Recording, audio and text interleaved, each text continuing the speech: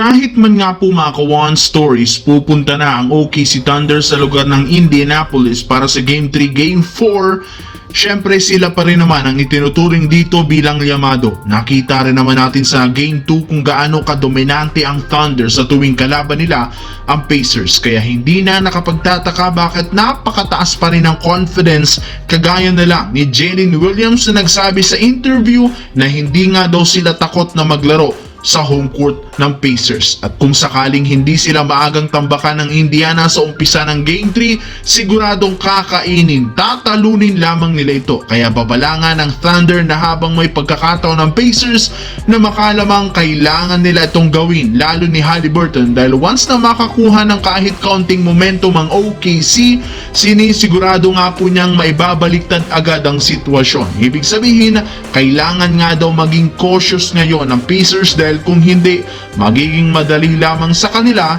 na manalo. Samantala, simula nga po nang kumalat ang balita sa social media na ginawang available ng Phoenix Suns si Kevin Durant sa trade market, sunod-sunod na nga pagsilabasan ng rumors patungkol sa kanya. Isa na dyan ay ang trending na balita na ang San Antonio Spurs ang may pinakamalaking chance ang makuha ito sa isang blockbuster trade. Hindi kagaya sa ibang koponan na interesado kay KD, sila ang may pinakamagandang package na maaaring ipang offer sa Phoenix Suns at siguradong hindi ito tatanggihan. May lumabas ng balita na seryoso ang front office sa pagkuha kay Durant since pinagawa na nga nila ito ng sarili niyang bagong jersey. Pero para nga sa kaalaman ng lahat, ang kumalat na larawan na ito ng jersey na Durant ay kinunan pa taong 2016 noong sinusubukan ng front office ng Spurs i-recruit ito matapos siyang maging isang ganap na free agent sa pagtatapos ng kontrata sa Oklahoma City Thunder. Sa kasamaang palad, hindi ito natuloy noon, ngunit ngayon may pag-asa muli ang San Antonio Spurs na makuha si Durant